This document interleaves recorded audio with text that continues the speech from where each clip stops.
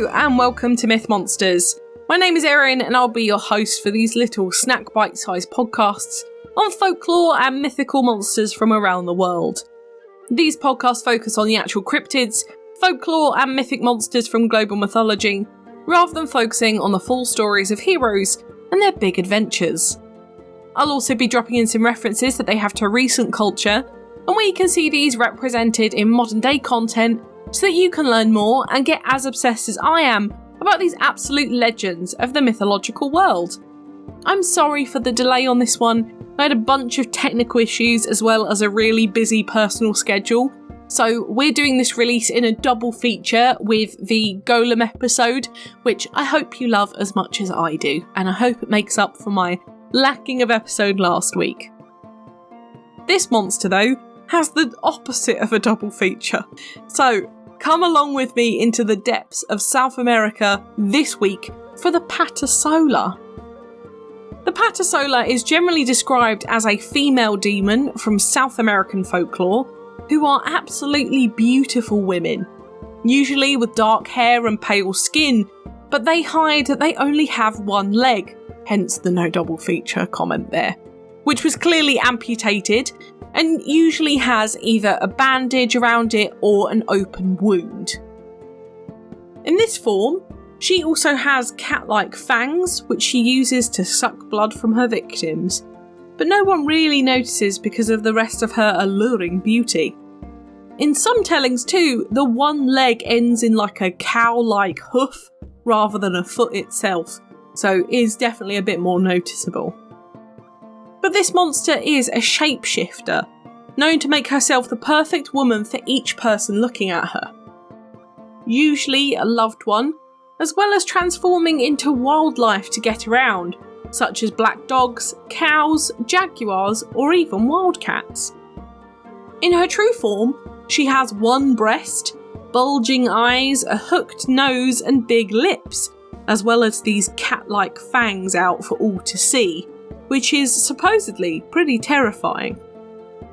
The Patasola tends to live in mountain ranges, virgin forests which are untouched by man, or heavily wooded areas, but is often considered a nature spirit. Her duty is to protect the area from man, usually miners, millers, loggers, poachers or herders, who come to pollute the area in some way. She uses her powers to disrupt any activities, blocking exits out of the jungle, or throwing scent dogs off of anything they're tracking. She is totally unforgiving when humans enter these places, and when they are there in the night with her, she will appear and eventually take the person off the beaten track so that she can reveal her true form and drain the person of their blood. When the Patasola does catch someone, it tends to celebrate by climbing to the top of the nearest mountain range and singing the following song. I'm more than the siren. I live alone in the world, and no one can resist me, because I am the Patasola. On the road, at home, on the mountain and the river, in the air and in the clouds, all that exists is mine. Obviously I don't know the tune, but they're the lyrics. Of course, this does mean that these creatures, as well as being spirits, are vampires in some way. However, unlike generic vampires who just suck blood for fun, they do so to protect the area they are in. They're usually found throughout Colombia and Ecuador, but have been seen in the thick jungles in all of the South and Central American countries. So, how did they get here, and how do you become a Patasola? It's thought that you can become a Patasola if you are a quote-unquote bad woman, which can equate to doing a whole load of different, very specific things.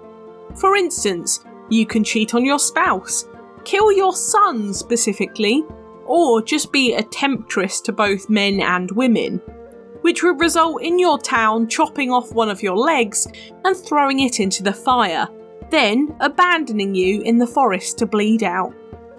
Once the woman dies, their soul is attached to the jungle and they are destined to haunt it forevermore.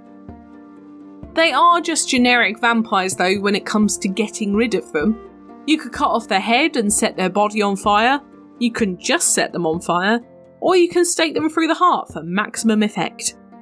According to some legends, you could also cut off the other leg and throw this into the fire to banish the spirit, but I couldn't find many references to that specifically, and generally I think that would be quite difficult, and you'd end up in a Black Knight from Monty Python and the Holy Grail situation, and they'll end up biting your legs off. But now, over to etymology. Patasola is a Spanish word and derives from two root words, pata meaning foot and sola meaning single or only. It does make for quite an easy one this week. I'm sorry it's not more interesting than that, but she literally means single foot, which sometimes I refer to myself as. For this monster's history, we don't actually know how far this one goes back, or when it was first mentioned in folklore. But what we do know is that it's believed that this monster originates from Tolima in Colombia, which we think is related to some real life events that happened, but we're not entirely sure what did happen. In this part of the world with so much ancient history and different civilizations throughout that, it's really hard to pin something down like this. It's also difficult because with a lot of these stories, they were spread through word of mouth within tribes before the Spanish colonisation of this part of South America in around 1508, and existed all the way up until 1976 in some parts. So we're not entirely sure what is localised to indigenous people and what was influenced by the Spanish and the Europeans after the invasion. This area was actually part of the former Incan Empire and home to 87 different ethnic and indigenous groups, but would have been influenced by the European traditions coming across from Spain, as well as Colombia's folkloric traditions. However, we do assume this monster goes back to before this, and this is a purely indigenous tale, but we just don't know when or why this really came about. What we do have is the believed origin story, which is from the book La Patasola, The Transformation of a Woman Victim of the Cholera of Love, which I can't find the original author or date when it was published for, but you can read the English translation fully on the internet by Andrea Vera. However, I've summarised it for you because I'm just that nice. So there was once a beautiful woman called Maria, who was the envy of her town and every man wanted to be with her. She married a man called Henry, and eventually Henry's boss, Horatio, wanted her for himself. Horatio showered Maria with gifts, and she eventually fell in love with him. Henry eventually walked in on Maria and Horatio in his marital bed, and Henry stabbed Horatio to death. Maria knew that she was next. She ran down the stairs, where Henry grabbed one of her legs and cut it off with the same knife. He left her bleeding on the floor and decided to go full Medea and also kill their children. So he left to go get them from school and then poisoned them, but dragged them out in front of a semi-conscious and bleeding out Maria so that she could watch her children die. Henry then retrieved his gun, pointed it at himself and said, "You were the most beautiful thing in my life," and pulled the trigger. No one in town heard any of the commotion, and it was 2 weeks before anyone thought to check in on them. Maria, completely mutilated and emotionally destroyed, survived by feeding on the blood of her dead family, and then her soul left her body. She had become a demon, forgetting her own name and life, and only thought of one thing: revenge. She now roams the forest, hunting lone men where she kills them and drinks their blood, like she did with her husband and her children. This is only one origin story, but it's really the only one we can find in text to back this up. It's sad that we don't really have a date, but it does feel quite medieval. The other Patasola origins, with the cheating or killing their own son, also ended in having their legs amputated as a punishment by men. So this is the one thing that runs throughout every story and is, of course, the most noticeable thing about her. The moral of this story, it seems, is don't be a bad woman, even though it most definitely takes two to tango. But it seems that being this evil woman will get your leg amputated and make you eventually become a demon. And as well as that, a warning for men to stay away from seductive women or else you'll be eaten too. Another is maybe revenge isn't the best idea, or you might damn yourself, your whole family, and even your whole continent. So maybe don't do that. There are a few other mythical creatures in other mythologies around the South and Central Americas that are very similar to the Patasola, such as the Sayona of Venezuela, the Tunda of Colombia, or Llorona of Mexico, which are all similar stories of female spirits or demons that were scorned by men and now haunt the environments they were killed in. I'm yet to cover the Sayona or the Tunda, but I covered La Llorona a few years back, and she is still one of my favourite myth monsters that I've ever covered, with an immortal song about her that you've probably heard in the Disney film Coco, that I know all of the words to in Spanish, which I'm pretty impressed by for myself. But now, speaking of modern media, we don't really have much for the Patasola herself this week, but we do have other seductor ladies who are just out to get you to fill up this section this week. For art, there's not much out there for this monster, I'm afraid, but there are a few bits surrounding her within independent art showcases. So I'd recommend checking out the cool, monstrous artists that you can usually rely on for the Patasola this week. There is, though, a gorgeous statue of her called La Patasola in Malocas Park in Vivicino, Colombia, which I really recommend having a look at or visiting if you're from around here, or a tourist.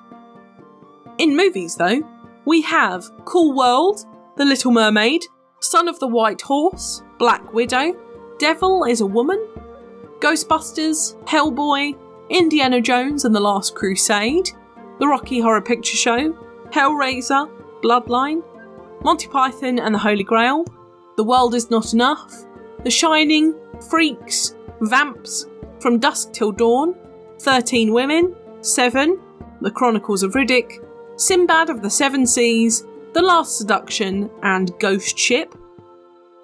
For TV, we have Doctor Who, Dexter, Firefly, Oz, Stargate SG-1, Alice in Borderland, Parks and Recreation, Hercules, Xena Warrior Princess, The Vampire Diaries, True Blood, The X-Files, Sherlock, Merlin, Once Upon a Time, Spartacus, Supernatural, The Affair, Teen Wolf, Skins, Batman the Animated Series, Darkstalkers, The Mask, The Hollow, Samurai Jack, The Tick, King of the Hill, and The Simpsons.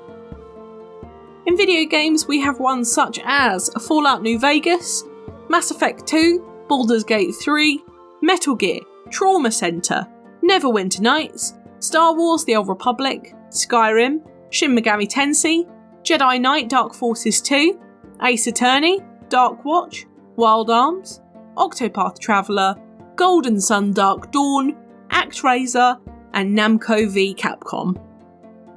My book recommendation this week is for Mythology of the American Nations by David M. Jones and Brian Molyneux for a wider perspective on American mythology, which includes Native, Aztec, Mayan, and Inca as well. Or there's the Mythology of South America by John Beerhorst for more of that kind of mythos space. But now, it's time for Do I Think They Existed? I'd love to say yes for this one, and I really love her and want her to be a thing, but there's one thing that's stopping me from saying yes, and that's that she's a demon rather than a spirit. Yes, sure, she's also a nature spirit, but she's predominantly a demon, so don't you be like, Erin, but you said, at me. Demon implies that there is some kind of physical entity just sitting around, and I truly believe that if this kind of entity existed, we would know much more about her than we do, unfortunately. I kind of want her to exist though. Mainly because I love the idea of a scorned woman taking revenge. Sorry to the men listening, but girl power, you know. But also the idea that she is the protector of the untouched forest is surely a pretty good thing. And we should believe that some parts of the forest, especially the Amazon where she is, should remain untouched and unlogged for our world's health and longevity. So you go kill those loggers, babe. Although, on the other side, would I personally like to bump into her? Absolutely not. But do I think she's a great figure of how revenge doesn't solve everything, and how we should protect some things against man itself, but also men's agenda? Yes.